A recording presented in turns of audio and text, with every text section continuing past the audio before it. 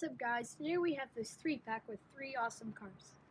The first car in it is the Sinistra, and then next up we have the only car that we're going to be reviewing today, the Mclaren 720S.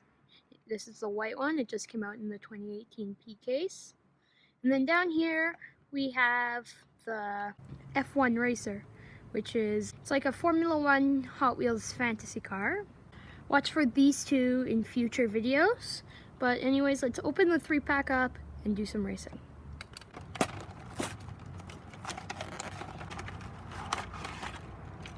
So here is the Mclaren 720S in white. I like it because it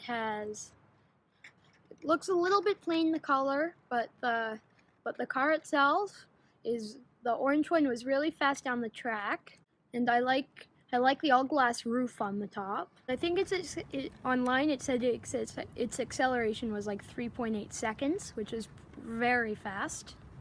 Okay, we should go over to the track and do some racing.